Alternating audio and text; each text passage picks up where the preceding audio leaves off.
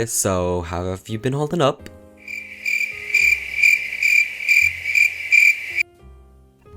Just so you know, I've been sick for the past couple of days and haven't been able to produce an acceptable voiceover, and I'm very sorry about that, but let's be honest here. No one wants to hear me coughing, sneezing, and snorting into your microphone and then into your earphones. Like, no one wants to hear that. Excuse you. Voiceovers, or at least the voiceovers I want to make, I want them to be comfortable, calming, fun, and not uncomfortable. Like, I do not want that.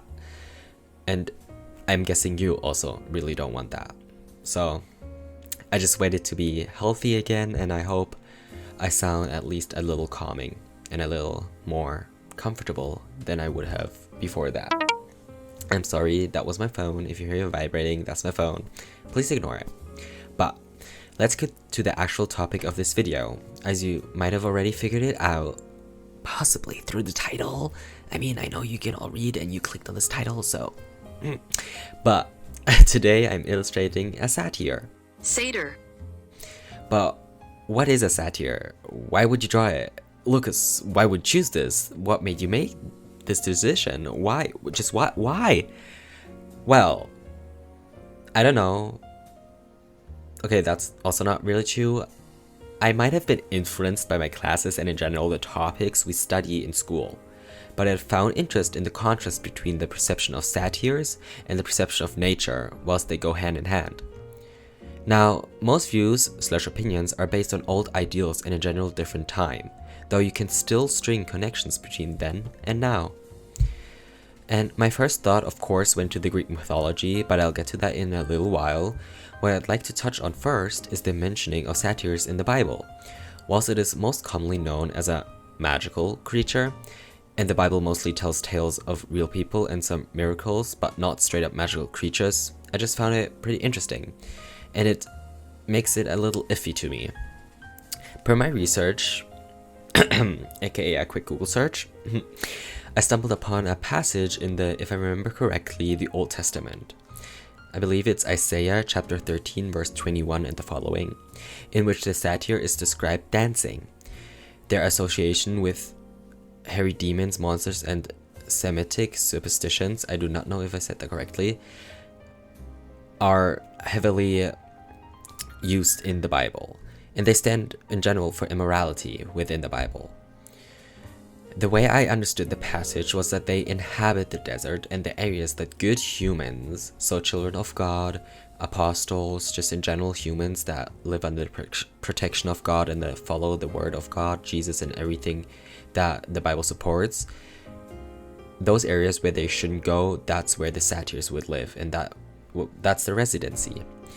So all in all, they share a quite negative view on satyrs, and as we know, the goat depiction is a very well-known symbol of the devil, which also makes sense to be used in the Bible, since we're talking about God and the hell, so the devil and the mentioning of the goat, and some of satyrs having goat-like features, it does make sense that they have a negative view, but I still find it interesting that these are technically known as magical woodland creatures, but still mentioned in a book, which are supposed to be tales of real stories that supposedly happened.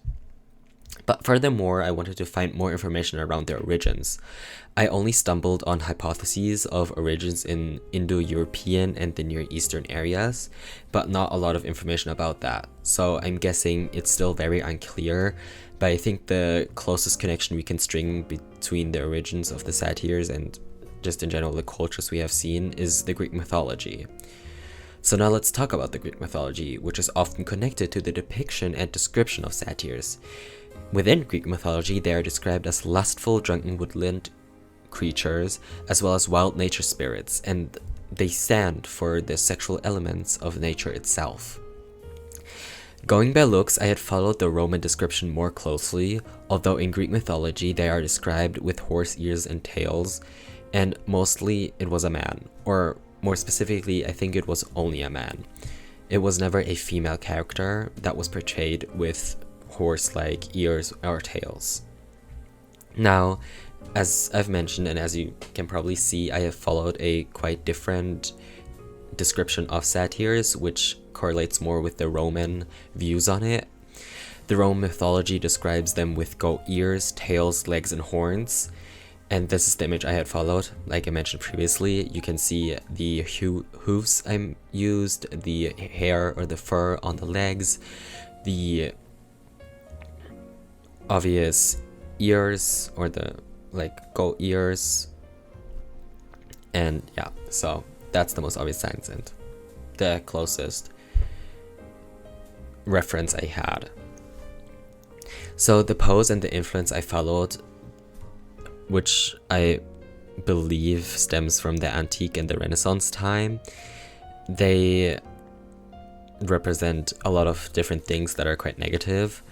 So the pose in which it's depicted represents lust and immorality, as well as immaturity and just dirty thoughts. Statues from back then as well showed them often with extremely exposed private parts, mostly sized up. So if you compare the size of the private part of a satyr and one of a normal statue, important to mention there, normal statue, what I mean is that statues of the ideal male athletic body, mostly given to very important figures and made for important figures and just very powerful men back in the day. You can definitely see a difference between the sizes. Whilst the satyr have pretty big private parts, the ideal male athletic body had a very decent but small in comparison private part. This showed, so the big private part showed the bad intentions and the unclean minds, whilst the smaller parts were obviously the opposite of that. They represented morality, they represented modesty and power, and in general just a very positive connotation. Interesting, though, I find, is that human parts, meaning the torso most commonly, of the satyr still align with the ideal body type, preferably a fit male athlete, as I had mentioned, that was heavily used around that time. It made me think that maybe there's more to the satyr as previously thought, or more specifically, more to the meaning that they were trying to convey. Now, these are all just silly thoughts of mine, but why not explore them a little? If certain parts, especially the part in which the heart is contained, meaning the chest, is presented as the ideal and widely accepted and admired body type, wouldn't that indicate that their nature by heart is modest, honorable, and human? So mostly positive, and they match up with what important people in power were depicted as. Wouldn't they be people in power as well then? I go the route of rather no, due to the fact that the poses still support rather negative connotations. I also see the satyr as a creature between good and evil, just due to the mixture of human and animal parts, whilst these animal parts, depending on what description you go by, but I'm going by the Roman one currently, and the Bible depictions, goat features, most commonly associated with the devil, so bad thoughts, bad intentions. It's just interesting combined with the ideal body type, which are good connotations. So I'm just repeating myself, but I just find it so interesting. You could also say the human parts were taken over by these negative forces, so the goat fur and the goat features, making the creature what they symbolize now. Also, I was thinking about the fact that all in all, satyrs are still woodland creatures and a part of nature. By definition of different sources, you could assume satyrs are just part of nature and meant to be. So the negative image would be unfairly put on them. On top of that, in many writings, humans are told to take care of nature and animals, and they will take care of them.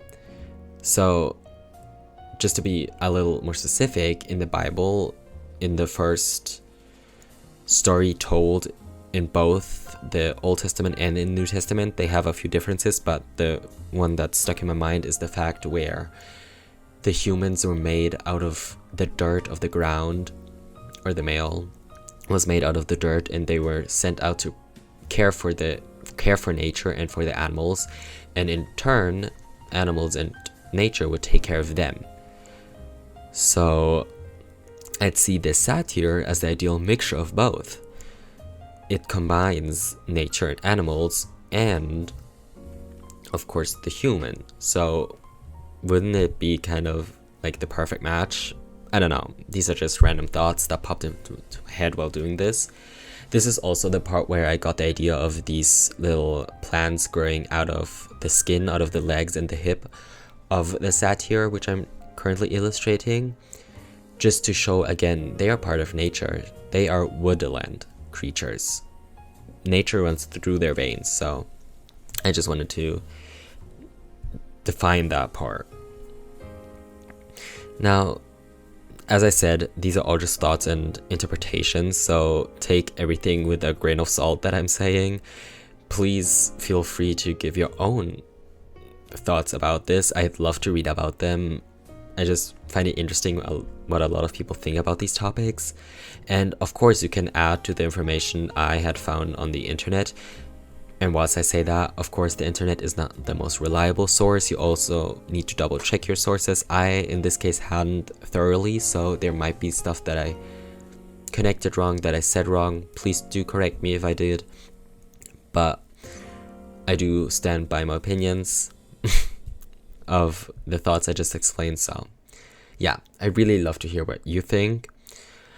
And now I've talked a lot. I haven't really talked about the image, so I'll just quickly go over it because I don't think you really want to hear me talk about the image that much.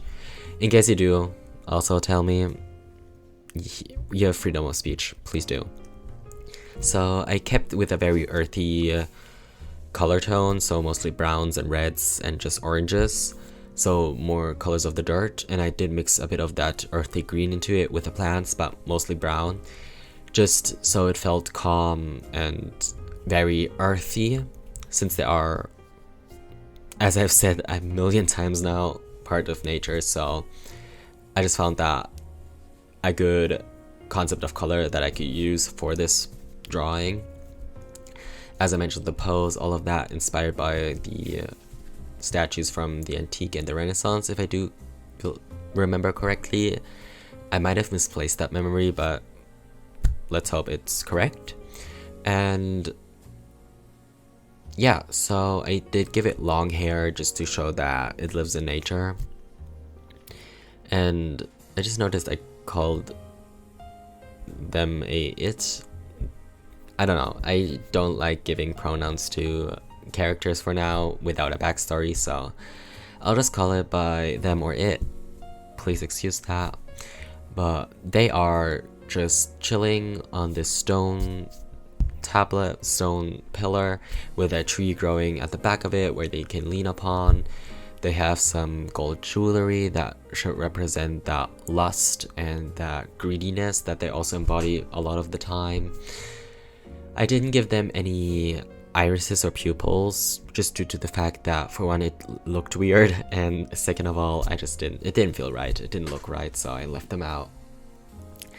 And yeah, also the very vibrant and expressive blue I used for the tarp draped across their private parts and over their shoulder, I just loved how it popped and it pulled everything together, I believe, and it just looks so soft, and I'm truly proud of that work I did there. It's just so satisfying, and I hope you also enjoyed that, because we're reaching the end of the video, and I do truly hope you've enjoyed.